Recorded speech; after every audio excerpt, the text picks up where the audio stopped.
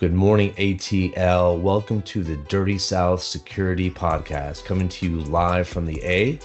If you're not from Atlanta, this is what we call our city. Right, Kofi? Yes, sir. That's how we call it, man. Welcome to the Dirty South. That's right. That's right. We're doing the Dirty Security Podcast today, sponsored by Overpriced Evolve Security Consulting. Welcome, everybody. We're going to go ahead and get started. This is our first ever Dirty South Security Podcast. So we're going to introduce ourselves. Kofi, why don't you go ahead and tell us a little bit about your background before we dive in? Yes, sir. I am known as Kofi, and I have been in this industry for about 18 years. Mostly specialized in the offensive security side of things. So we try to simulate or mimic the bad guys. I have done it all.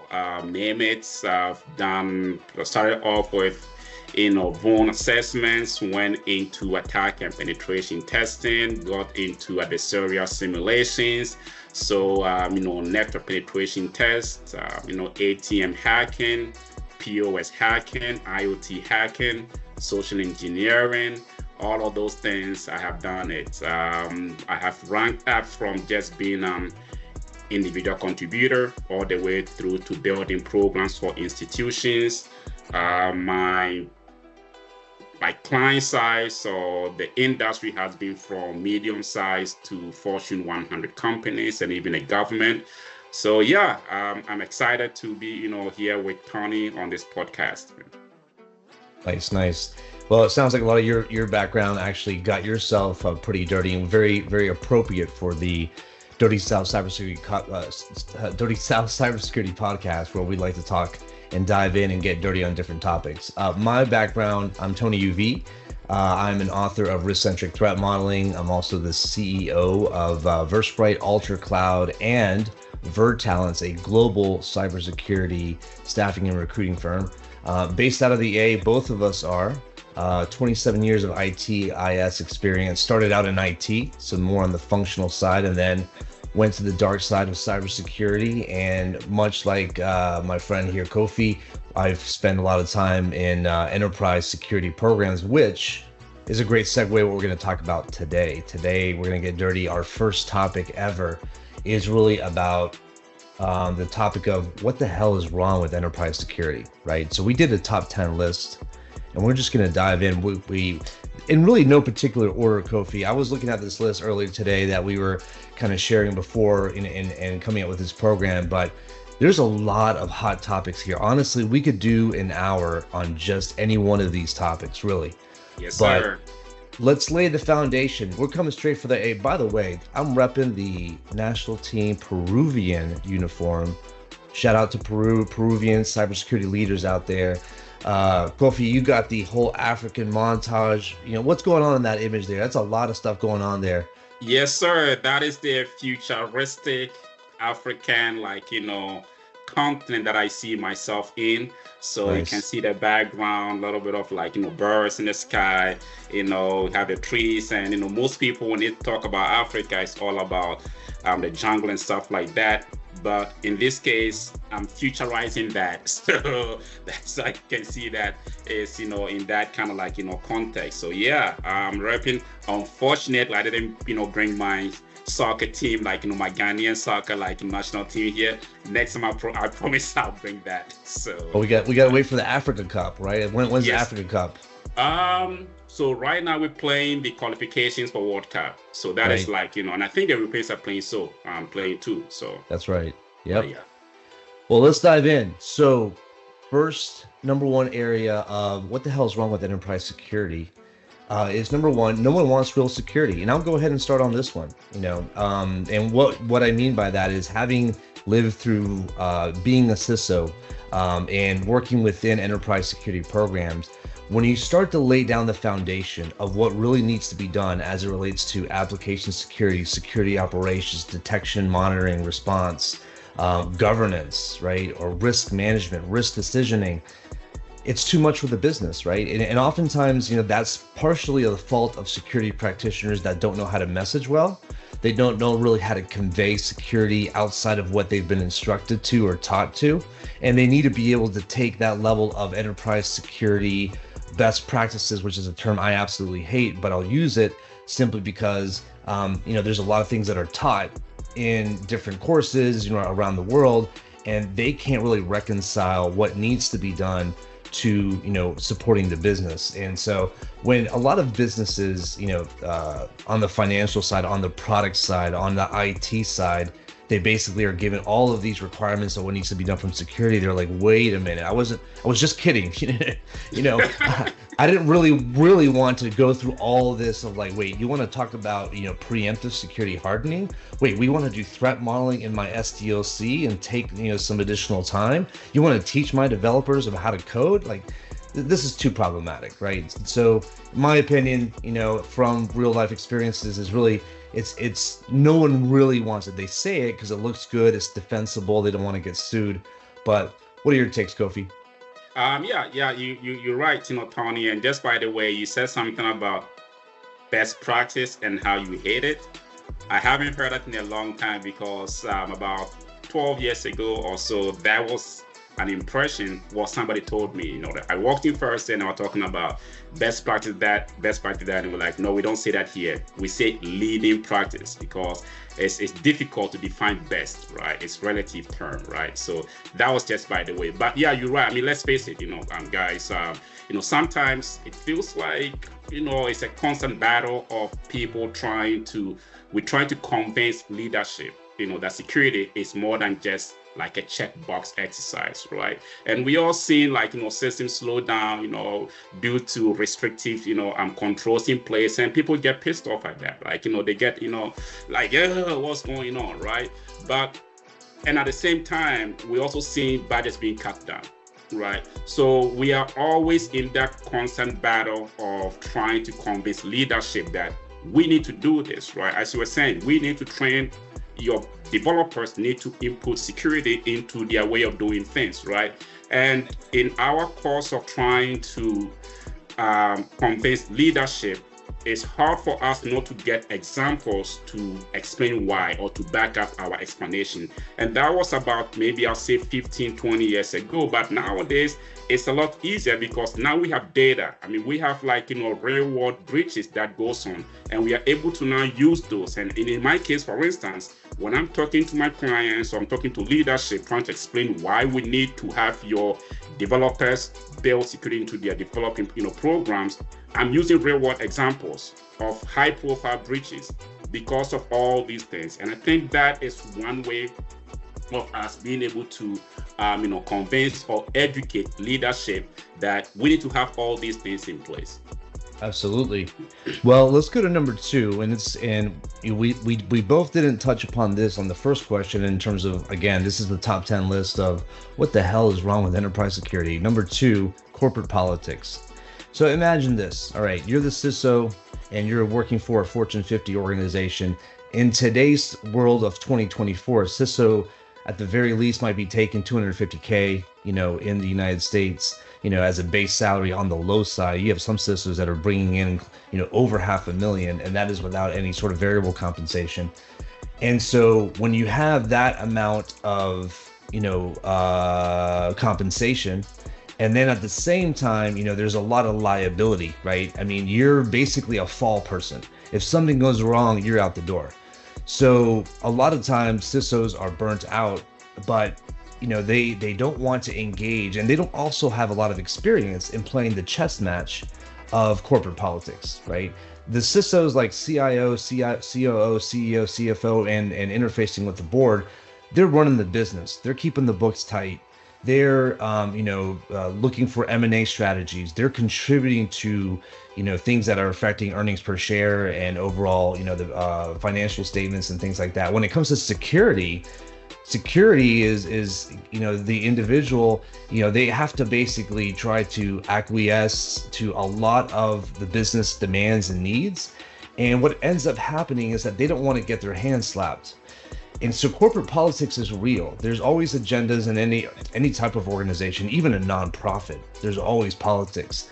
And so I think a lot of security leaders, unfortunately, they're not really well versed in how to navigate that political scene at a corporate level, right? So that affects communication, that affects representation of security issues from a more of a business context. And they lack that level of polish to be able to take important security themes and say, this is how it affects us legally. This is how it affects us in a regulatory standpoint. This is how it affects our go-to-market strategies.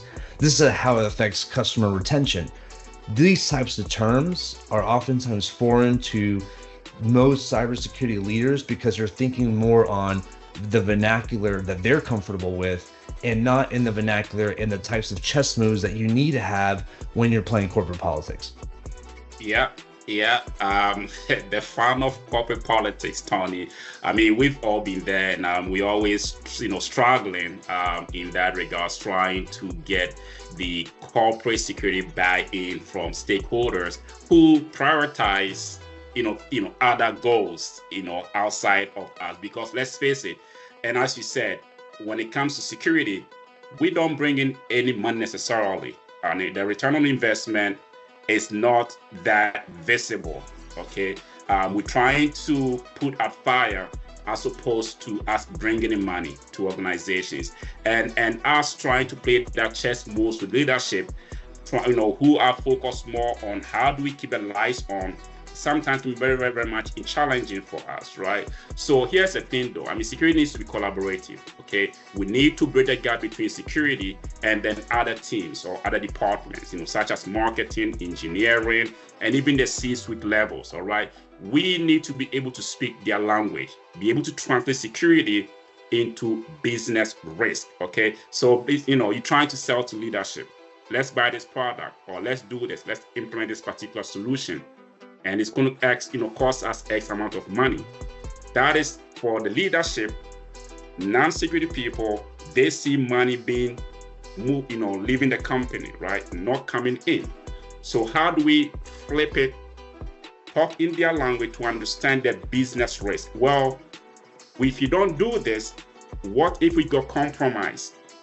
What are the consequences of it? Are they going to outweigh the money you would have invested in this particular solution, right? So that is the way for us to be able to flip it and then show them, if we don't spend this kind of money on this particular solution, then the downside of it is we end up spending more money should anything bad happen, right? So be able to juggle that, conversation with leadership. And that has been the biggest problem for us most of the time when it comes to playing politics with leadership. So yeah. Absolutely. All right, we move on to number 3. Number 3 on what the hell is wrong with enterprise security is, well, compliance is still in the driver's seat. Compliance is, let's talk about compliance. In my circles, I like to say that compliance is the dirty little C word because, it's a catch-22. It's the alphabet soup of regulatory compliance that puts security on the map for a lot of organizations. Without compliance, we got to recognize that a lot of organizations wouldn't even address cybersecurity, information security, data privacy at all. So there's that, which is good. But the bad thing is that compliance still in 2024 today, after, years, decades of breaches, of mishaps, misconfigurations, just egregious errors in enterprise security, compliance, my contention is that it's still the finish line for a lot of organizations. So, take the retail and financial sector, one regulation that's more of a private regulation is the payment card industry data security standard. You move over to healthcare, you have FDA requirements for products. You have, of course, HIPAA for, data privacy on patient side. And these organizations and more, right? And there's every industry has their own set of regulations, some more than others. Basically, oftentimes look at compliance as the finish line to a security program or security efforts versus actually a starting point. And so you take most organizations that combine 2 or 3 of these compliance efforts. Let's say that they're doing PCI and they're doing a SOC 2 because it's client driven. They have to have a SOC 2 type 1 or type 2. Then they are overwhelmed, they're overburdened by that compliance initiative. So when you come altruistically as a security leader and you want to talk real security shop, they're like, wait a minute, we just had months of compliance talk that sounds very similar to your security talk. So pump the brakes. I don't want to deal with this anymore. And so they get fatigued. And so, but oftentimes a lot of organizations, they're just still very much compliance driven. And here we are in 2024. And both you and I have been doing this for decades. And, it's still unfortunate to see that enterprise security is still letting compliance be in that driver's seat. Yeah, Tony, and I think I don't know if you remember, but I recall that I think about 2 years ago at B-Side Atlanta, where I run a table with other, CISOs and CFOs and, CEOs, and I brought this interesting, nerve-wracking topic about how compliance is actually one of the reasons why most of these companies are being breached, right? And I don't want to place it at the back end. Compliance is good. Absolutely, we need it, right? But most companies are using it, and it's supposed to be the minimum. But most companies are using it as their ultimate, right? As the only way for them to actually deal with cybersecurity. And that is one of the reasons why we are seeing most of these, breaches, right? And I think I brought it up, and people were like, "Yeah, what do you mean by that?" And I was like, "Yeah, most companies are using that as our go-to. And the bad guys that we're trying to simulate, they are not following any rules. All right. The compliance is supposed to be a check for you to say, okay, just the basic minimum. But most companies, leadership, don't want to deal with any of all these other stuff around it. This is what it says. Let's just use it, right?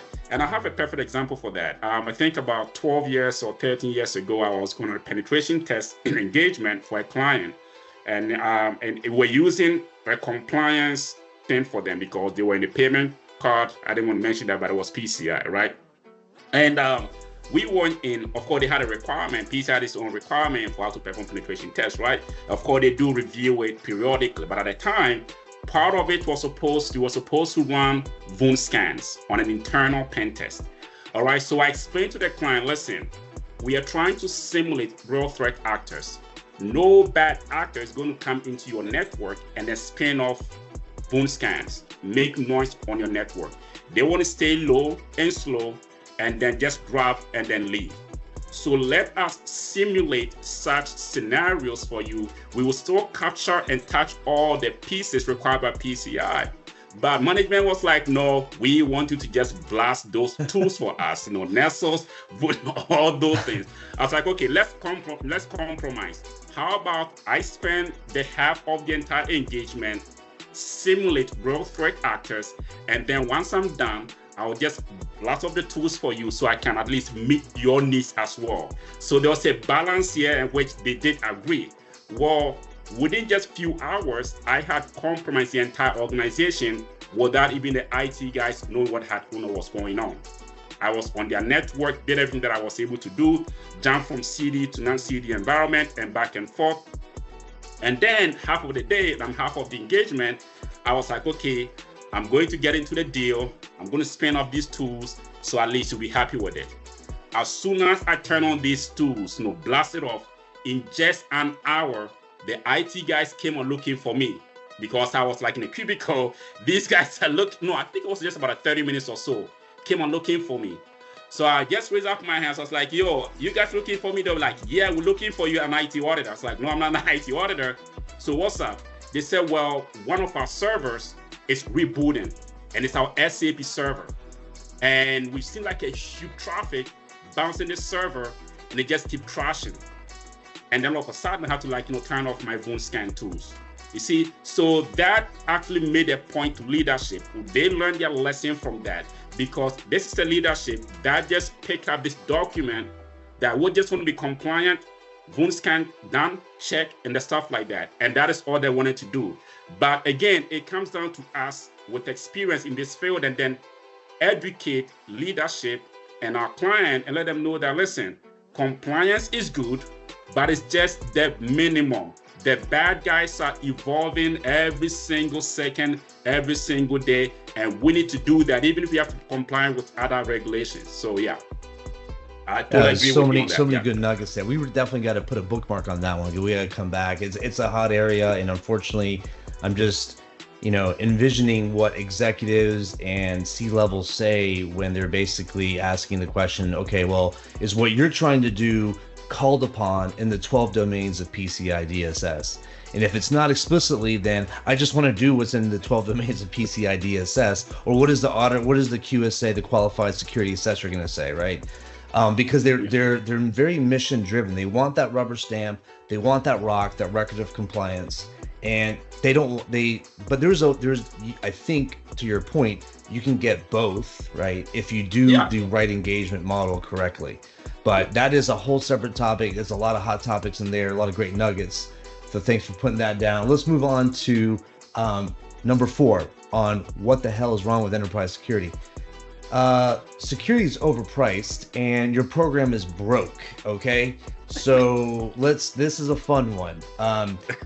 In 2024, the price of cybersecurity tools, the price of cybersecurity talent is very overpriced, in my personal opinion, and I'll put down some reasons shortly. So first off, the majority on the tool space, you think about as a startup company that is getting seed money, then going to an A round and a B round, they're getting an injection of 10, 20, 30, maybe sometimes even 50 million in cash, and everyone celebrates on LinkedIn. But the reality is that you have the grim reaper of investors being like, okay, party's over the next day. How are you using this money? Who are you hiring, right? And they hire the best of the best. And if you just basic business management, when you are spending a lot more money and you have that, overpriced, startup office, and you're paying for the ping pong tables and the expensive social events, and you drop easily like $250,000 in conferences like Black Hat or, RSA, then as a business, right, you're doing a lot of financial mismanagement. And so you have to recoup that with your prices. And a lot of companies in cybersecurity are very poorly run, and they're putting down, close to $1 million licensing fees on pretty simple, in my opinion, pretty simplistic security tools that are not really that next gen or advanced as the marketing departments are touting them to be. So that's on the contention that the supply chain of security solutions today are way overpriced, but that's driven largely because of, I think, a lot of private equity is pumping money into these companies and really demanding that their return on investment gets back. So you can't really sell your software for maybe $125,000 a year or $225,000 a year.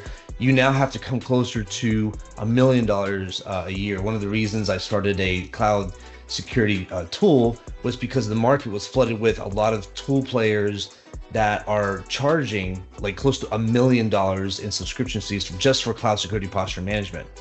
And so now let's talk about the resources and the talent. So yes, the finding cybersecurity talent is becoming more and more increasingly difficult for a lot of different reasons we're not going to get into right now in this podcast. But overall, the prices has gone up because there's been a burnout. There's been less and less availability of individuals that are qualified. When they are qualified, they generally do not have a long, sustainable career because of burnout, because of also they join an organization, they don't have enough tools in terms of resources to execute on the right strategy, so they dip out because they have a lot of liability on their back. They're basically carrying the security yeses and nos for the organization on their back, and if something happens, it's their head on the chopping block. So basically the compensation, I'm not saying that it's not merited, because they are assuming a lot of individual risk. We see a lot of cases just last year where a lot of CISOs took some inadvertent footsteps in the wrong direction, and it cost them, even some time being prosecuted with criminal charges, around their name. So it's these things really, make it so that it's difficult to afford cybersecurity correctly. And then last but not least, the broke aspect, right? A lot of cybersecurity budgets, they're just done incorrectly. I think that oftentimes they don't look at their program holistically. They look at and they start to speak about their program in terms of like just designer labels.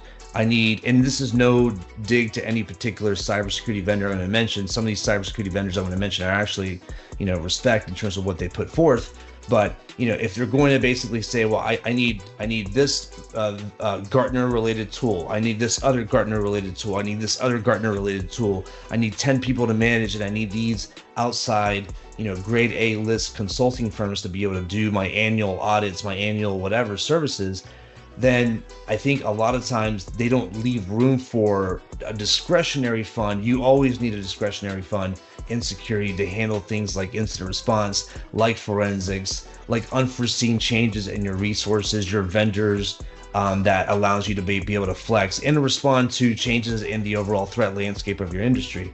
So that's some of my top reasons there. What do you think, Kofi? Yeah, Tony, I totally agree with you, with your points. I would start off from the back, which is the broken part of it. And I think sometimes too, it comes down to people who do not necessarily understand cybersecurity.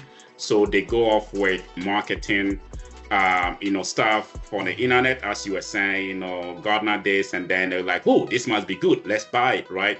But if you're somebody who understands cybersecurity, and to prioritization or optimization, you are very careful with what you choose. And I'll use myself as an example. I mean, in my line of work, of course, I manage a team of OffSec team, and of course, I have to understand what we need and how we can be much more efficient and effective on our tooling, right?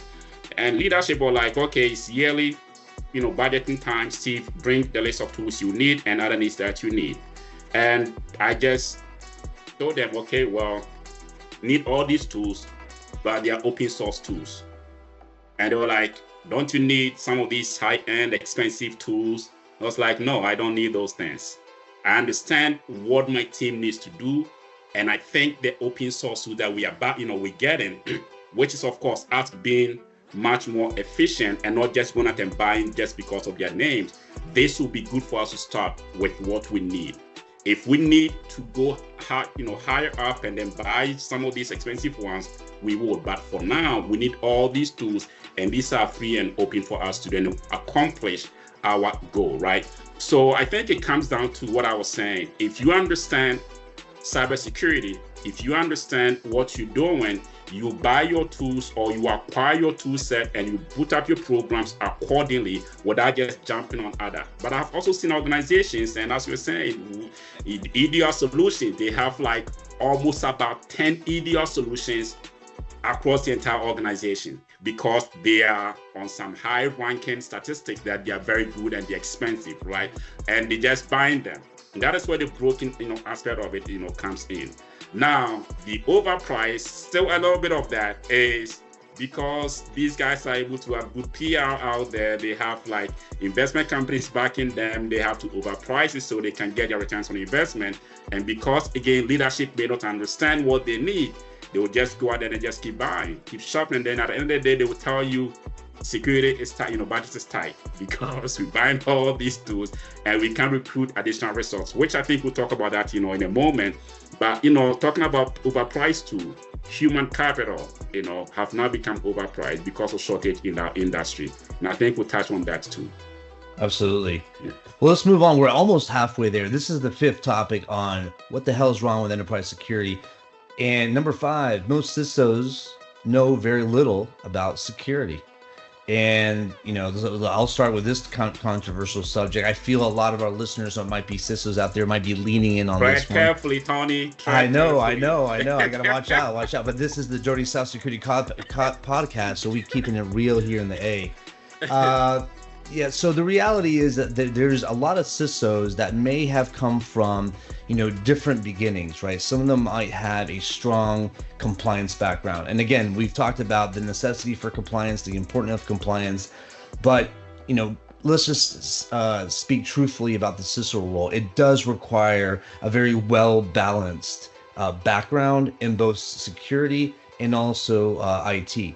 And a lot of people get to the level of being a CISO, you know, for various reasons. Sometimes going back to politics, it's because of politics, right? Sometimes there might be executive team members that say, let's go ahead and move this chess piece. And if for those that haven't seen this type of politics happen, it's highly prevalent in the enterprise, Fortune 500, right?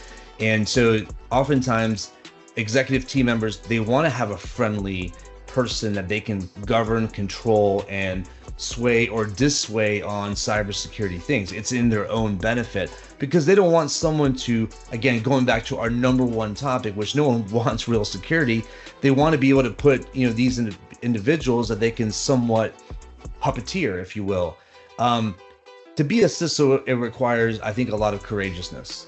Let's begin with that. And for me, in my experiences of what I've seen, both from having worked enterprise security and having consulted with enterprise security at a global level, there's very few leaders that really want to have that level of courageousness, number one. Number two, the technical background to be able to navigate from governance, understanding true risk management, risk decisioning, risk treatment, all the way going into now functional IT, understanding on-prem legacy systems that might be encompassing mainframe environments or mid-range environments or, traditional, distributed x86 type environments, all the way into now cloud and serverless, type environments. It's a lot to cover. So in defense of CISOs really not having enough of a background, the CISOs that have come up over the past couple of decades have largely been, with a background in one particular area, and that's provided, unfortunately, blinders to other areas that are very important. How many times do we see security programs, security leaders in, let's say, AppSec or in vuln management or in incident response? And all of these disciples, if you will, in the security program, they don't all get equal time and appreciation for their silo of work. And it largely can do with some of what the CISO places as a priority.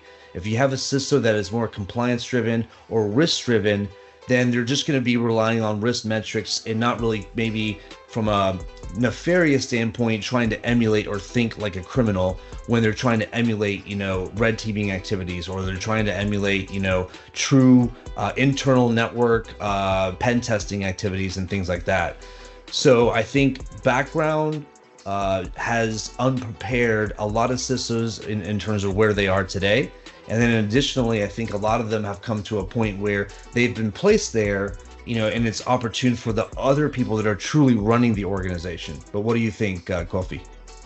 Yeah, so I'll say let's rephrase this one a bit. I know this is a dirty South, and we go at it, the way it's supposed to be. But having been a VCISO and then being in that capacity before, I'm a little bit trying to play the middle man here, so I don't step on the toes of the CISOs. But Tony, CISO is actually, of course, you've done it several, times, so, in your career, so you would agree with me here. It's very challenging. I would say the CISO role is evolving, right? Because when you go in as a real technical CISO and you speak, these guys are looking at you like, yeah, you're too technical, we can understand you, right? And if you go in or you come in, or the CISO is much more of like a business person who doesn't understand cybersecurity that much, you also get bashed a bit that, well, you don't understand cybersecurity. So the CISO is now caught in the middle here. And over time, I think we have seen this role evolving a bit, because I think about like 15 years ago or something like that, the placement on even the org chart was different from nowadays. The CISO was like somewhere below somewhere. But now I've seen organizations now putting the CISO directly under the CEO.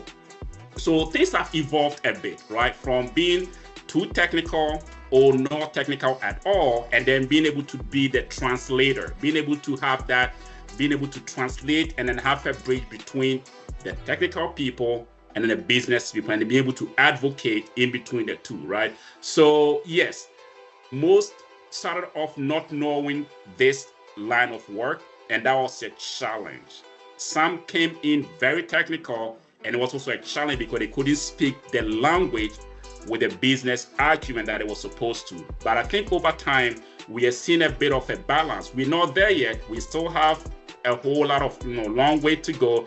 But I think the role, as soon as you see yourself as a CISO, that your role, one of them is for you to be a translator, be able to like have both technical expertise and also business acumen, be able to translate between tech people and then the business leaders. I think that will make you the great CISO. All these topics again, is they really warrant their own podcast. And I think, it's food for thought as we evolve the Dirty South Security podcast. But let's go on to number 6. Why the hell is enterprise security so broken today in 2024? Number 6 is endless remediation queues. So let's talk about, for those that might not be familiar with what we're talking about here, remediation is basically, what you're trying to culminate to when you're basically doing a lot of different security efforts that are more detective or preventative in nature, such as, for example, running vulnerability scans as one example. So in an enterprise security program, you want to have, as much coverage of your attack surface as possible, and you want to scan on a regular basis to see what aspects of your infrastructure, of your attack surface is vulnerable. Now, you have results, and you need to be able to weed those overall results into true positives that go into a remediation queue. Assuming that your queue is pristine and highly accurate, which we both know that it's not. A lot of, and this goes back to, the last point on CISOs. Oftentimes there's a lot of CISOs or security programs that just take the output of a security scanner or security tool and they just funnel it into a major remediation queue. And what that does, I've seen enterprises that have literally millions of remediation items to fix. And even if you go from a number like 50 million, right? And I've seen this, 50 million remediation items to fix down to 15 million. Like, what are you going to show off to the board? What are you going to show off to, the overall the enterprise when you're doing like, a quarterly, security review report card? 30 million to 15 million, still nothing to brag about. Remediation queues are broken and they're mismanaged. And, in today's world, there's a lot of opportunity for greater automation, for qualifying what goes in that queue. But we're talking about some of the things that are systemic failures in security, enterprise security today. A lot of times these queues are just being piled on by all these different scanners. AppSec scanners, DAS scanners, SCA scanners, vulnerability scanners, code review scanners, cloud security posture management tool scanners. I mean, the list goes on and on and on and on. And so you have these queues, and the people that are having to remediate them are developers, are engineers, are DevOps personnel, right? Infrastructure engineers. And they're just being peppered all over the place, right? And they're also being choked. We talked about burnout on the security side. A lot of these IT people, they go to their superiors and they say, listen, you can get me to do these functional aspects that are going to make the company money, or you can get me to address these security issues, which right now they're not affecting anything. What do you want me to do? And this is a real question. And so oftentimes the business says, I want you to do your job and focus on this stuff because I need this to work because we have $1 million contract here or a $1 billion contract there. And so remediation queues are a major problem. They haven't really evolved over the past 2-3 decades in a sophisticated manner. But Kofi, I'm going to stop and let you join in on this one. What do you think? Yeah, Tony, and you're right. I mean, we've all been there. I'm dealing with these things like, day in and day out.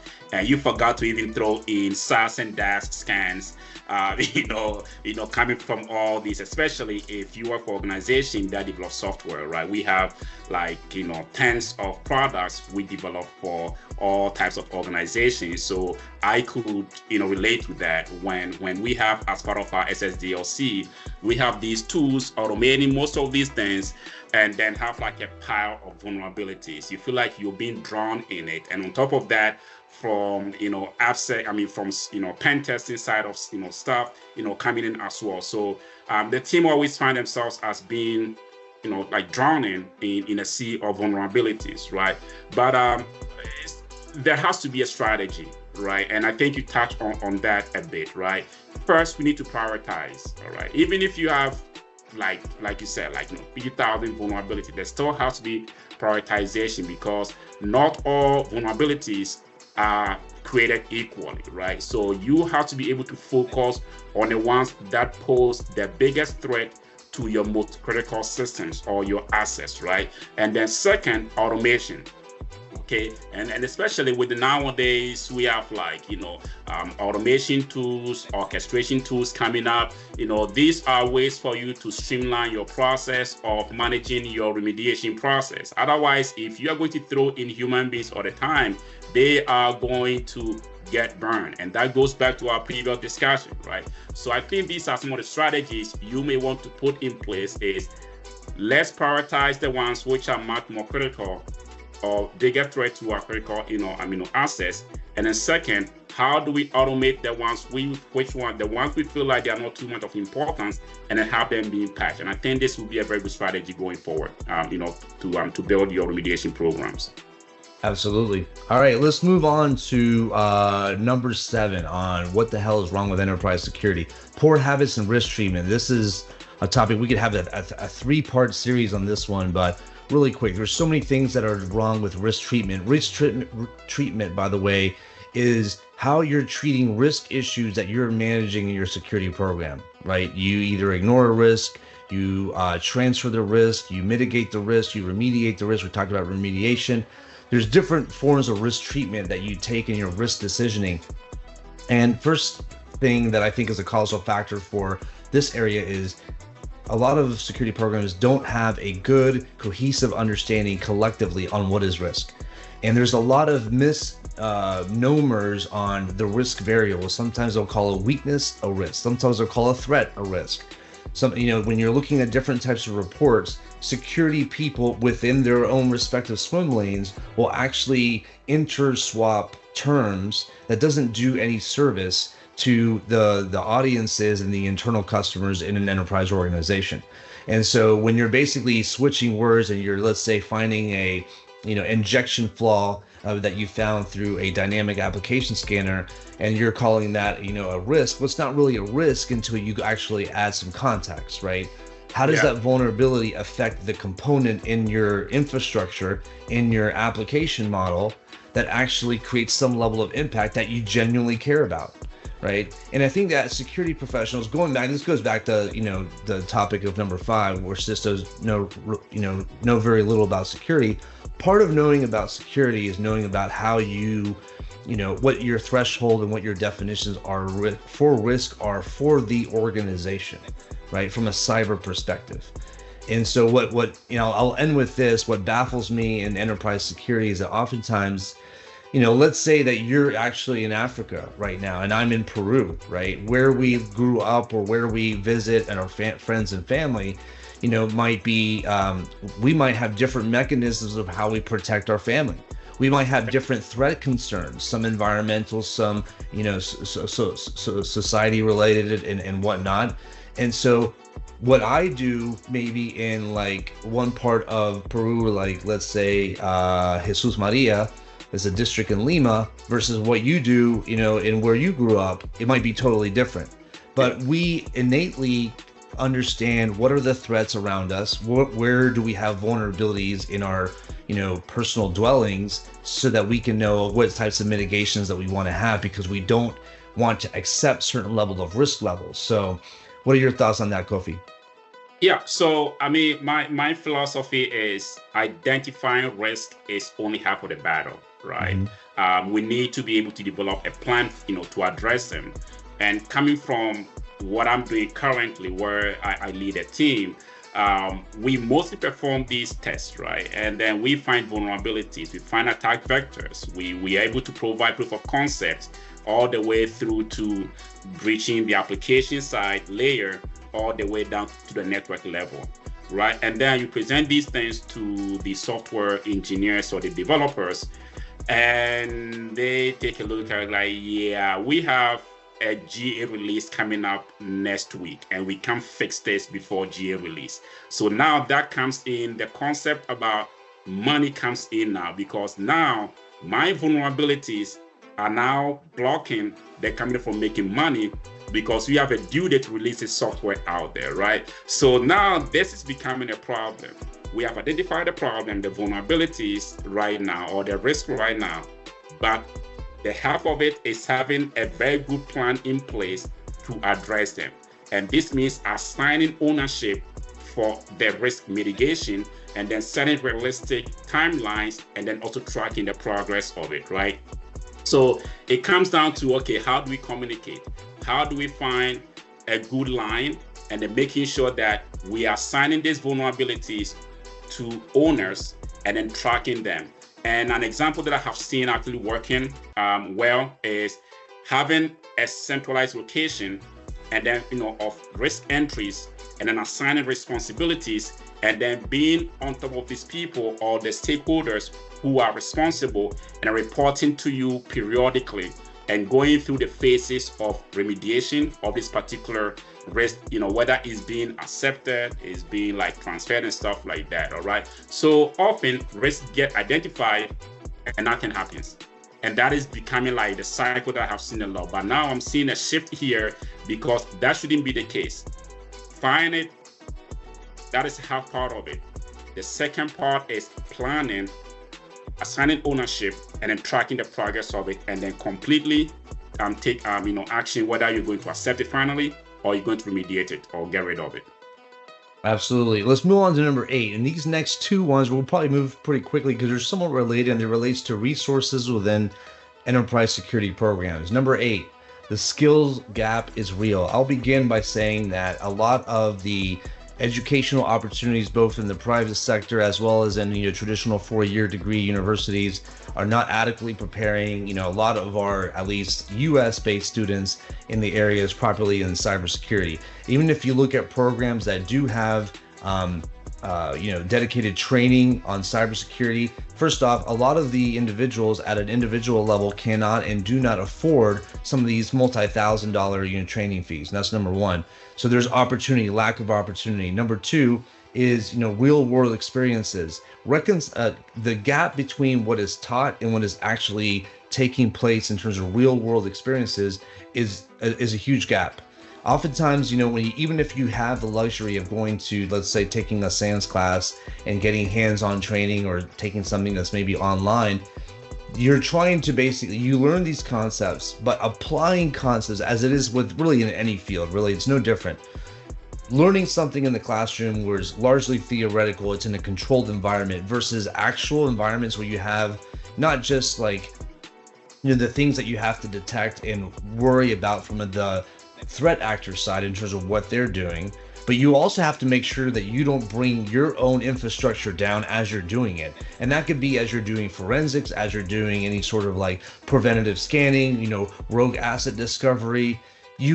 I think what's really missing in the skills gap is understanding some level of functional IT engineering. And a major gap that happens, a major conversation that happens online on X, formerly Twitter, is that you do not need to be technical in order to be security. You see all these lists where it says, hey, you can be in cybersecurity and you can go on this track.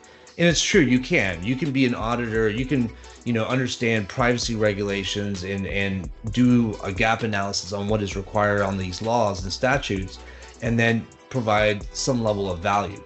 But overall, where we need the most help is still within the technical realm. And for those that are contemplating, cybersecurity and just want to get in because you're chasing a dollar or a salary amount, which a lot of people get into this field because it is lucrative, there is, again, a lot of demand and there's not enough supply. They're like, let me just jump in here and go ahead and get paid. That's the wrong approach. And oftentimes the amount of self-investment that they're taking, they're thinking, well, if I just learn these concepts, I'm going to go ahead and be relatable and be able to provide value. And unfortunately, that's incorrect.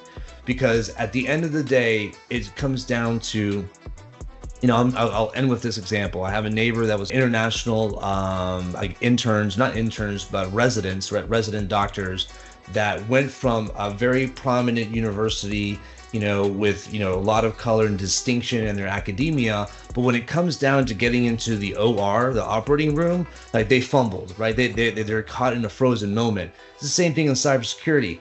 When the stuff hits the fan, do you know enough about the details of a particular incident, even if it's outside of an incident? Because I'm not just talking about incident response, but other types of just, AppSec decisioning, understanding frameworks, understanding protocols, understanding, RFC specifications, overall engineering function.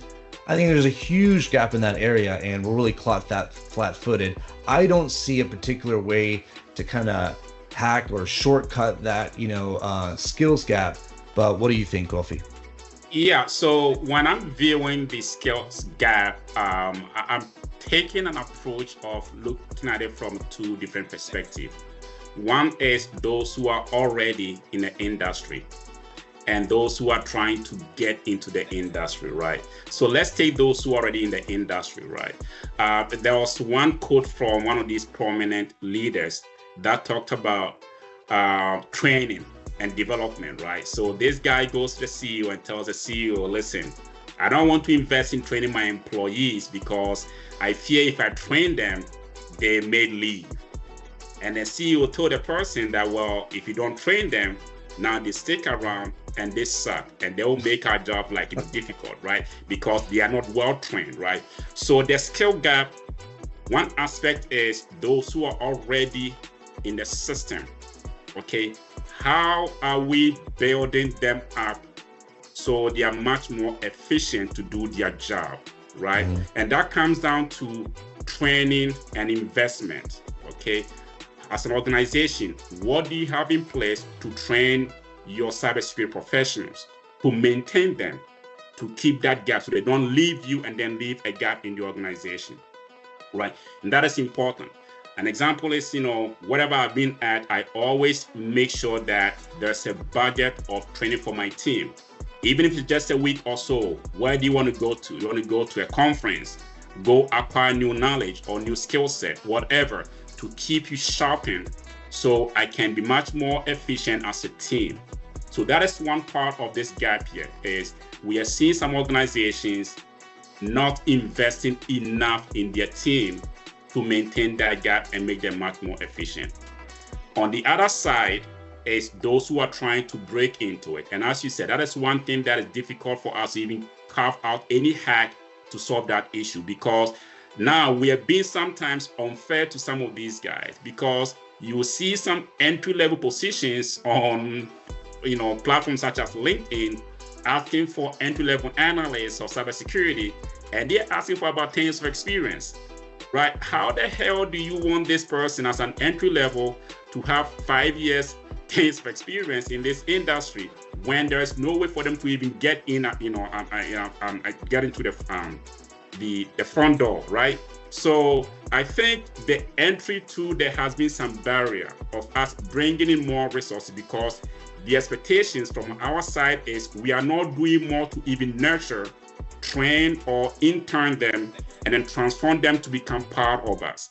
We expect them to just come in already ready, and that hasn't worked that way. You gave an example. I have examples of people who have taken certifications and then top-notch, like really good PR certifications. On their first pen test, they brought down an organization's infrastructure, right? And I had to be called in. It was like, doing a consulting, work. And then I had a call from a client. The guy that you guys sent over just brought down our network infrastructure. And this guy is holding one of those well-known certifications in the industry, right? Because we made a mistake by not nurturing, mentoring, and then making sure this person was ready when they just stepped, into this industry. So those are the two places I would focus more on when it comes to the gap. Of course, there are so many reasons people will come up. But I think the biggest are those who are trying to get in. What are we doing to make them much more comfortable and ready for the industry? And those who are already in the industry, how are we maintaining them, training them, having them, build up their skill set so they are always relevant. And the last piece of it is also the mindset of the new entrants. I mean, you and I go all the way back how we got into this field, right? I got in because I like to hack. I self-taught myself how to hack, and I enjoyed it, even way before it even became a career for me. And most of the guys in this industry, like, OGs like you and all those, they love the thought of just doing these things before they realize it's a career that they can, actually make money off of it. But this generation always thinking about, there's money in this field, so let me just get into it. So they come in and they don't have a desire. I teach cybersecurity, so I have had people always coming up to me, how do I get in? And at the moment I begin to tell them the steps and something they have to do, now they are discouraged because they believe, oh man, there's money in it. The money is not driving them, and they're coming with no love for the industry. But you and I, the OGs, got in because we love what we did until we actually saw it was a career for us to pick up. And that's also another part of it. Kofi, you're going old school on everybody out here, man. I like it. I like it. Well, you put down some thoughts that are relevant to number 9. Everyone is burnt out. Yeah. And this is a factor in what the hell is wrong with enterprise security. Those that are in it and actually, have put in their scar tissue and have done a great job of being passionate, to your point, on, wanting to learn, wanting to grow, dedicated to the field, genuinely interested, they're burnt out for a lot of the things that we covered. Some of it is because they're trying to do the right thing, but they're superseded by compliance efforts. They're trying to do the right thing, but business politics and security politics actually take away the shine of what they're trying to do that's altruistic for the organization. They're burnt out because cybersecurity is stressful. Every day there's a new type of hack, there's a new type of breach, there's a new type of attack vector. Your enterprise is adopting new technologies. In the world of DevOps, there's a lot more autonomy in terms of what is actually brought into an environment that is a part of that environment's attack surface. It could be a new micro framework, it could be a new framework, it could be a new plugin, it could be a new version of jQuery. It could be anything that basically makes the whole stability of what you think is really, there's no stability in security, but oftentimes you're always having to be concerned about, is this the day? Am I missing something, right? So that constantly puts a lot of stress on a lot of individuals. So you add on all the things that we've talked about today, even people that are making bank. And, again, going back to that, just making money is not the reason that you get into this field. I always say to, a lot of my employees over the years, the more you worry about money, the less you'll have it. But if you're passionate about something, and that's really what defines a lot of the work that we've done. If you're passionate about something, much like yourself, your expertise will shine, right? The people will want to depend on you. But even those good people that are in this industry all around the world today, they're getting burnt out. So what are your thoughts there? Yeah, that's true. That's true. Whether from defensive or offensive, cybersecurity is demanding. It's a demanding field because the bad guys are not stopping. Yesterday, I think I was reading this news about a collection agency got compromised, and it was actually back in January they got compromised. They didn't find out until just about a few weeks ago, right? So the bad guys are always, I would say 10 steps ahead of us, and we are sometimes less resourced. Then this goes back to about I think about 3 or 4 of our points that we have already talked about, right? The fact that we are always behind on the bad guys due to internal politics, due to lack of resources, due to lack of tooling, and all these are part of the reason why we get so burned out, because you have these SOC analyst guys, looking at the screen 24/7, fighting against APTs, all over the globe. And why wouldn't you get burned out, right? So these are all things that is leading to us making this field more challenging, and especially lack of resources as well, gap, skills gap. So all these are contributing factors of how we get burned out in this industry. The constant pressure, from OffSec, for instance, my team, for instance, we are always looking for new threat actors like TTPs. How can we emulate those things? When we run adversarial simulations, how can we stay up to date about these guys at TTPs? And that can sometimes have a mental, toll on your mental health, right? So how do we approach, or how do we address some part of these burnout issues? Well, we need to be able to prioritize our teams, well-being, as an institution, whether you're a consulting firm, or your enterprise. We always have to look at the mental state or the health, well-being of our employees. An example that I have seen some organizations doing, even one of my current employer doing right now, is we do have like half day working on every other Friday, right? And that actually happens. The good thing is it happens on a payday. So every payday we have like a half a day work. So we take off early on Friday, just to recover, take a quick break, right? And also having like unlimited PTOs, right? So you can like if you need to like just take a quick break, freshen up, take a break, and then come back all refreshed. I have seen some organizations doing all these kind of things to help reduce this amount of burnout. So I'll say these are some things that organizations should be looking into. How do we prioritize our employees' well-being, especially in the cybersecurity, being the fact that it's much more demanding and it can have a toll on us. Absolutely. Yeah. All right. The last one that we have on the list here for what the hell is wrong with enterprise security software in enterprise security in 2024 is the aspect of security islands. And what this simply means is that there's a lot of process isolation in security that's in enterprise today. So let me expand upon that further. So in a traditional enterprise security program, of course, you have the CISO, it's quarterbacked by that. You might have different facets of enterprise security that relates to security operations, maybe those that are running a SOC. Those that are doing like threat vulnerability management, those that are doing like internal pen testing, that are doing, application security efforts and dynamic scanning and static analysis, et cetera, et cetera, et cetera, threat modeling.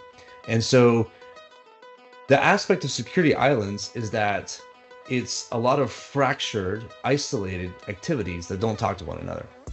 That's simple. And one of the points that Kofi brought up in terms of why we're kind of losing this battle, we're not kind of losing, we are losing the battle of cybersecurity, is, he listed a lot of different valuable reasons, but one of the things that I want to mention is disorganization that relates to this concept of security islands. When you run a security program, you're building an ecosystem, right? And going back to leadership, a lot of leaders in this space do not know how to architect an ecosystem within their security program. And what this means is that as you lay, you're kind of like, you got to look at yourself like a general, right? And you got to see what sort of resources in terms of internal resources, external third-party partners, internal tools, and then of course your auxiliary forces that are in IT, because they are helping to do things like configuration management. They're helping to do things like access control management. There's things that IT does that security needs to work with, not against, in order to basically have a cohesive ecosystem. So a lot of these things like threat vulnerability management or AppSec or threat modeling or risk management or compliance and audits, they're all done with their own mantra, with their own goals and missions. Yeah. And because they all have a report card to somebody and they want to show off that report card. This goes back to number one on politics, right? Yeah. So my stuff is better than your stuff and my agenda is more important than your agenda, right? So everyone's trying to trump one another, and that's the wrong way to think about it. So until the security islands can be bridged and there's a true ecosystem of processes and a workflow of security, we're still going to be, very disjointed. Now you take the other side, which is, organized crime groups or nation states that have their own operations for being on the offensive. They do not play around. They do not play around, and they're methodical. They're mission driven. And there's no someone's going to mouth off and say, well, I want to do this. No, you're going to go into recon or OSINT or you're going to do spear phishing for the next, 2 weeks. And you're going to do it under this context, and that's it. Go sit in your chair. They have a workflow, right? And they're very mission driven. To your point where you open up, Kofi, about, doing the example of emulating criminal intent with the pen test. We go back to PCI. You have compliance-based or inspired pen testing, and then you have the types of adversarial exercises that are emulating criminal intent. criminals are not going to bring a shotgun into your environment so that they can be like Yosemite Sam and blowing up the place and making a lot of noise. They're going to be, they have a mission. Their number one mission is to not get caught. Because like any criminal mentality, you want to go in and maybe you might not get the secrets to the kingdom or the database with the sensitive information that you're looking for. But you definitely do not want to get caught so that you leave any sort of residue that you've been there, right? And this is the essence of what cybercrime. But cybersecurity islands is a result of poor ecosystem architecture by leaders in that space that do not know how to look at their program overall and say, how am I going to create a workflow that bridges everything together? And I think one of the reasons why there is this silo maybe is because how cybersecurity was first introduced into enterprises. I mean, people have long looked at cybersecurity professionals as the bad guys, right? We've had this bad connotation about hackers. Even the media, the real word was supposed to be crackers, which was like, bad actors. But then the media kind of like, flipped it around and then like had that mind, thing about hackers. So the hackers did it, the hackers did this, right? And even though they're supposed to be the good guys who like, hackers are those who take something, modify them, even make it better, right? The bad ones make it weaponized in a bad way, right? So there's this whole notion about us that they didn't present us in a good way. So when we were implanted into organization to do good stuff, we're still looked at like the outside, child, right? And it was very difficult for us to blend in and, integrate with other, institutes, other stakeholders within the organization, right? So there has been some, it's been out there gradually. I think we are doing better, but yes, the isolation is still there, right? And as you said, even the cyber criminals that we're trying to emulate, they are much more organized than us. They are like much more structured, even than actual enterprises, right? Where you have the GRC for, guys, somewhere, marketing somewhere, HR somewhere, engineering guys somewhere, cloud guys somewhere, and then offset people somewhere, and then SecOps people somewhere, not talking to each other, right? And I think that is not good. And I think over time, if you do a proper work, you are able to bring this kind of like, remove this silo and then bring them together. And I'll give an example of what I do normally when I first join an organization and I'm building or I'm leading a team or leading, the offset program. What the first thing I do is I meet up with all the stakeholders, the leaders of all the stakeholders, all the directors of all the stakeholders, regardless of whatever department it is, right? Human resource, marketing, whatever. And these guys, most of the time when I talk to them, they are surprised that, what are you doing? Why are you trying to make us looking like we're friends? We are not, right? Like, no, we're supposed to be like that. We're supposed to have one common goal. We are one team. I'm not supposed to just be in a silo and then just like hack my way out, but I'm supposed to be part of the whole organization. It's an institution, right? So that is my approach. And the moment I see that, the moment I do those things, I begin to see like a very good communication, like, that kind of like a healthy environment. Human resources know about my team knows about the SecOps team, SecOps know about my team, legal knows about us, GS knows about us. And then that is when I see that kind of like, collaboration between us when I come out and then introduce myself and my team to these different departments, and then bury that kind of like bridge. So silo. So I would say that is there, but my approach or my advice is we need to stay communicative, collaborative. Let's see ourselves as one institution with one objective. Tony. Good stuff, Kofi. Hey, this time flew by, but we really covered a lot of hot topics. And like I said numerous times, and you did as well, each of these topics really warrant their own podcast in their own right. But this is the first edition of the cybersecurity podcast from the Dirty South crew in the A. It's been an honor to share the stage with you, Kofi, today. Yes, sir. I look forward to our next conversation. where we're going to keep it real in the Dirty South Cybersecurity Podcast. Any parting thoughts? Oh, by the way, out there, if you do like this podcast, please share. Please follow also Kofi and myself. We'll have our socials on frame so you can follow, and please like and subscribe, and please share, and please follow us as we take a global journey. We're going to have some fun when we do this podcast, talk about real issues affecting the industry. I look forward to when we both can go to a nice, maybe a Peruvian spot or maybe a Ghanese spot, you know, Yes, in the A, and get and talk about, we got to have food because we eat, our people eat, right? Yeah, we do. We have good food, man. I know some joints here in Atlanta. We'll go out, you know, we'll go, and I had some great food when I went to Peru. Great food, man. Oh, yeah. I have so much great food that when I came back, and I think I had another project, I went to Miami, and I was like, I have to get myself a Peruvian food. So yeah, I looked around for Peruvian joint. When I was like, yep, it's a good road trip. Road trip. All right, brother. Good serving with you today. Shout out to everybody in the A, and take care. All righty.